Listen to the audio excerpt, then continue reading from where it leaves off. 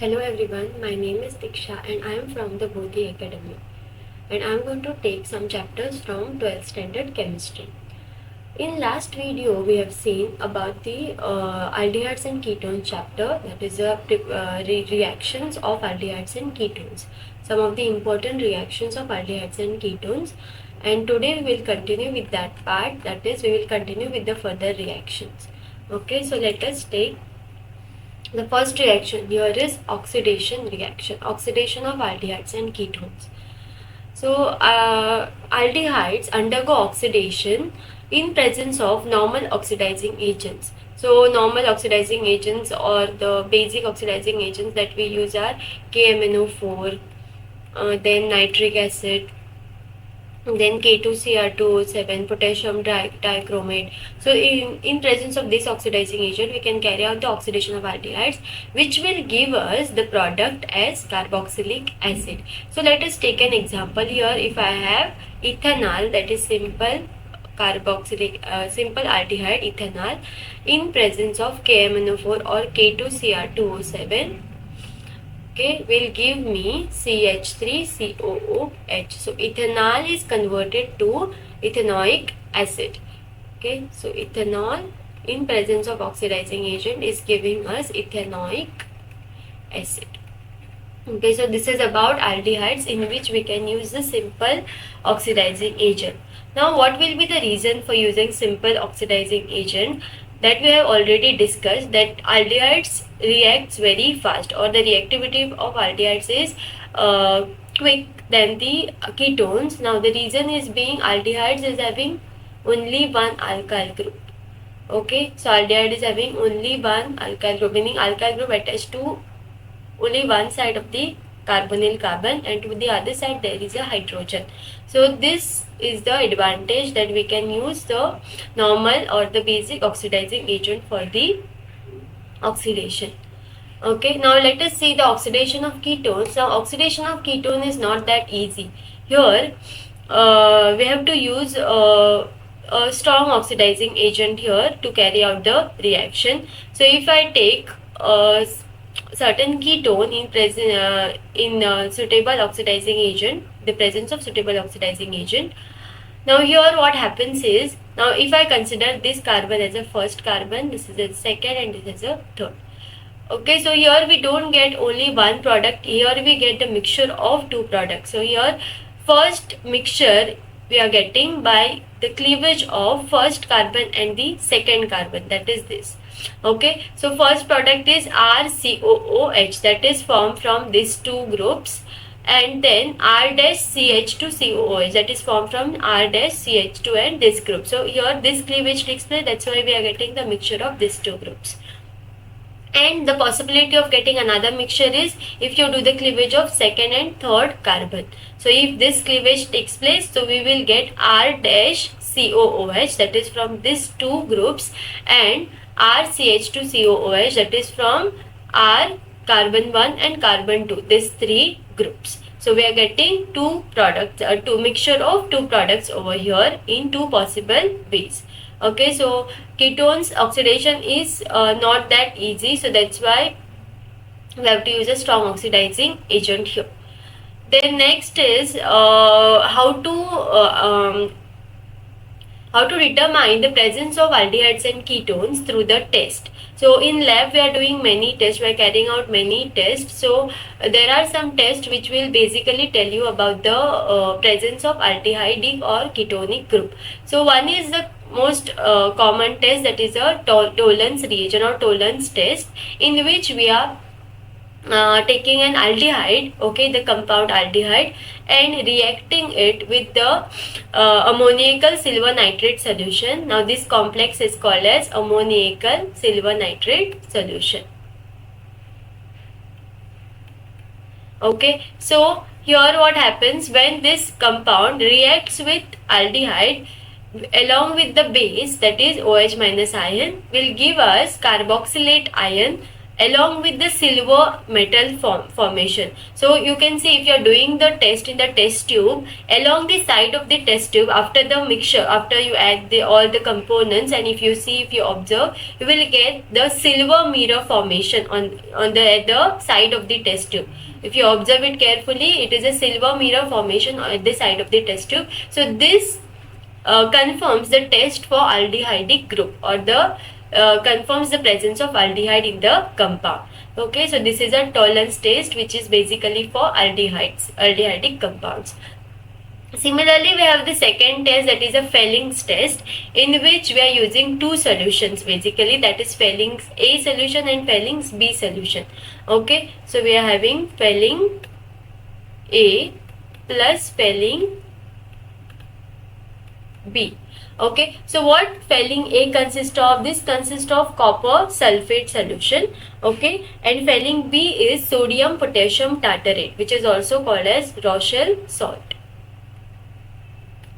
Okay, so Felling A is copper sulfate and Felling B is Rochelle salt. Now what we have to do, we have to mix both the solutions here, and we have to take small amount of this solution, the mixture of small amount of this solution, and react it with the particular aldehydic compound. Okay, so when we react the aldehyde with these two solutions, copper ions from the first solution and OH from the other solutions reacts and will give us the carboxylate ion plus cuprous oxide along with the water molecules. Okay, and this Cu2O is the PPT. Okay, so the color of this PPT is red brown PPT or precipitate which is formed. Now this particular PPT will tell us about the presence of aldehydic group. Okay, so if we are getting this PPT, reddish brown PPT, that is Cu2O, then the aldehyde test is confirmed here. So Tolan's test and Felling's test, these both the tests are basically for aldehydic group. Okay, so these two tests, if you are getting the positive result, then the aldehydic group is present. Third is oxidation of methyl ketones by haloform reaction.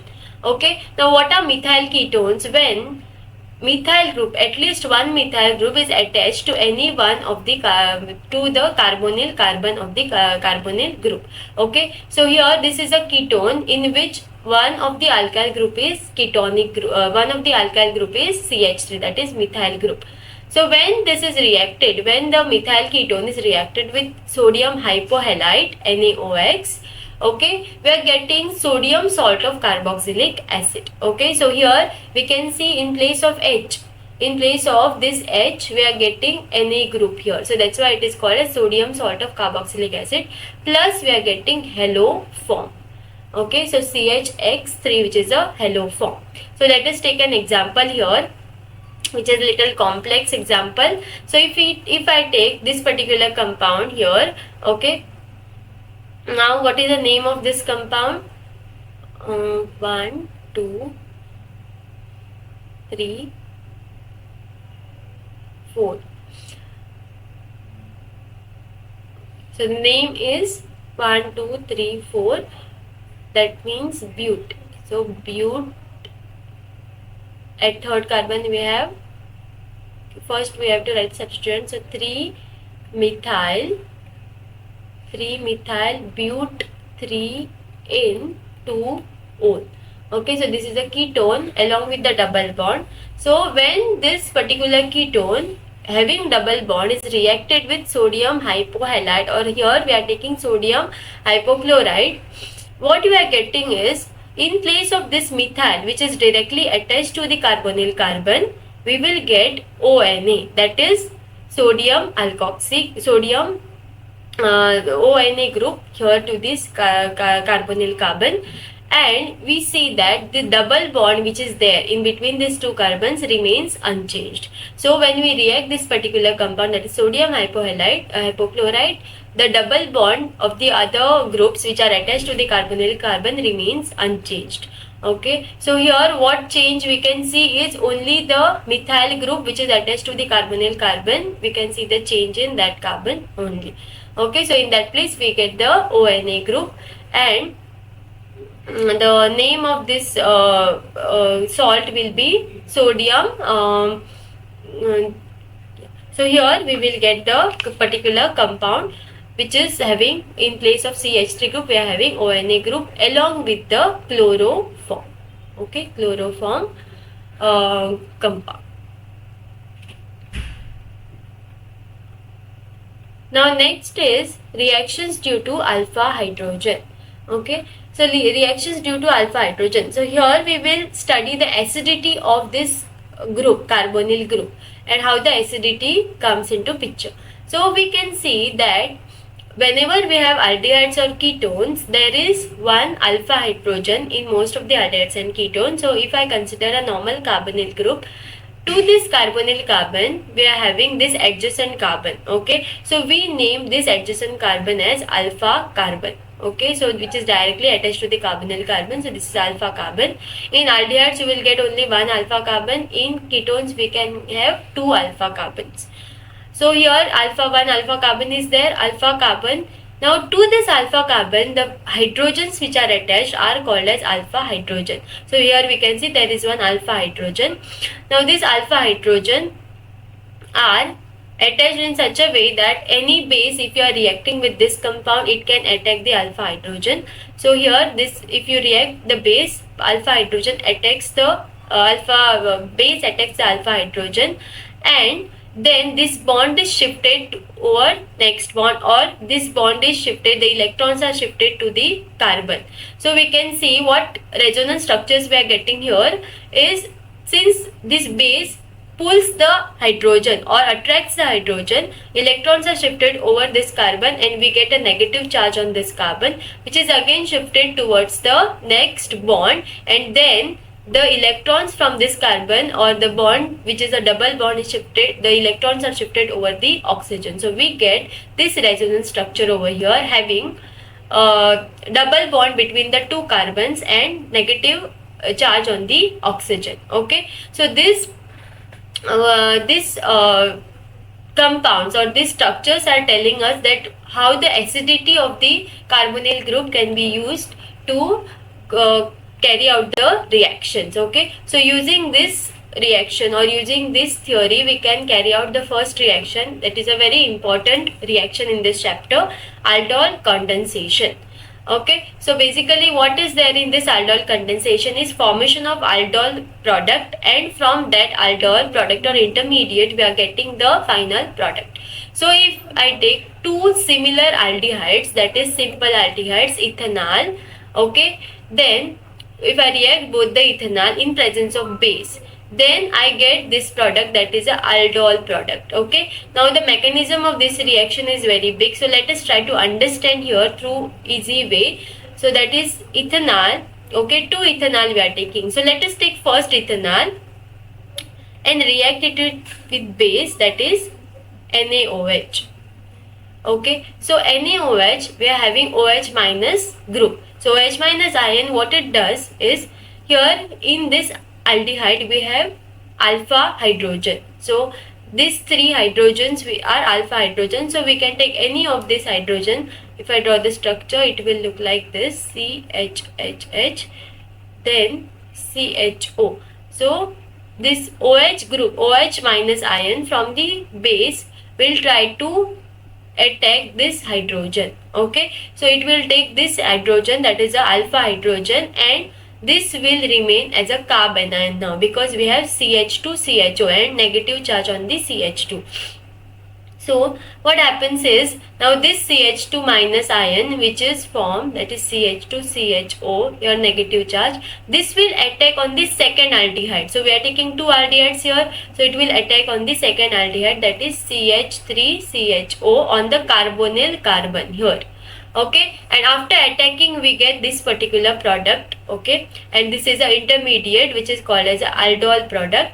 And aldol product, when we are hitting the product or when the elimination of water molecule takes place, that is OH from this OH group from here and CH2, one hydrogen from here, are combined and are eliminated, giving rise to the double bond between these two carbons. Okay, so we get enol here. Okay, so aldol condensation will give enol group, that is 1, 2, 3, 4. So here we are having but 2 in 1 R. Okay, so this is the product that we get after carrying out the aldol condensation between two ethanol groups. Okay, now next is about ketone. When we take two similar ketones and carry out the aldol condensation, now here we are using different base, that is barium hydroxide. Here also same thing happens. We are talking about alpha hydrogen here, so CH3, C double bond O, C, and these are the alpha hydrogen. So the base attacks one of the alpha hydrogen, okay, and then we get the particular carbanion, and that carbanion attacks the other ketone on the carbonyl carbon, and we get this particular group, which is called as, now that was aldol, this is ketol group. Okay, then ketol group, when heated and elimination of water molecule takes place, we get the product.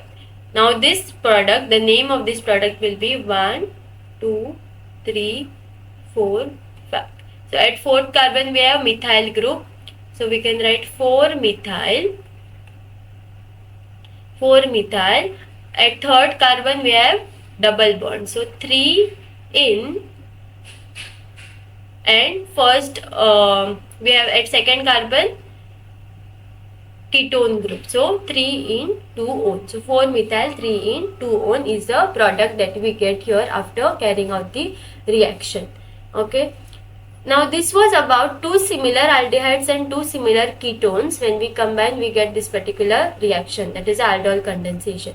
But now this is called as self-aldol condensation. But if you take two different aldehydes, then what kind of products we will get? So that is called as cross-aldol condensation, in which we are taking two different aldehydes. So here we are taking two different aldehydes in presence of a base and heating. We are getting mixture of products, that is we are getting two types of mixtures. One mixture is having self-aldol condensation, that is when two ethanol groups react, what product we can get, or when two propanol reacts, what product we can get, that mixture we are getting first. And then the another mixture is when we combine these two groups. Okay, if you take first ethanol then propanol, we get this product. If we get first propanol and second ethanol, we get this particular product. Reaction mechanism is same as I have told you all. So that reaction mechanism applies here. We just need to understand how the reaction mechanism gives us this product. But the mechanism is not important in exam point of view. Only the product formation is important over here. Okay, so we are getting the mixture of products and there is a possibility of this 4 compounds formation.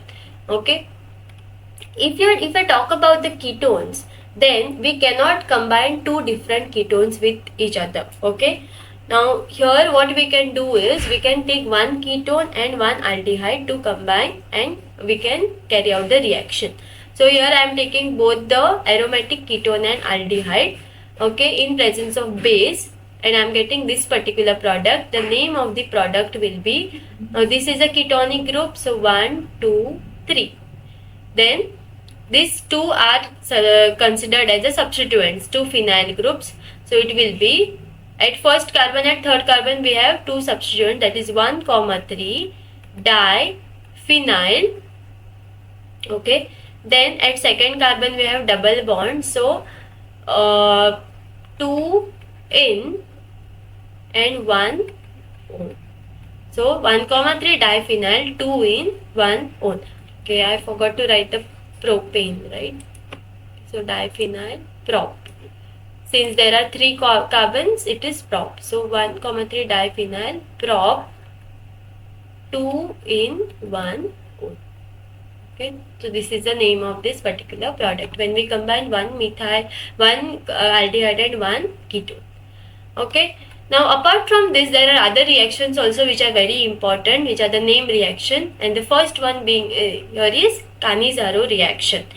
Now here when you don't have an alpha hydrogen atom, okay, when alpha hydrogen atom is absent, alpha hydrogen is absent in the aldehydic group or the ketonic group, then we can carry out this Cannizzaro reaction.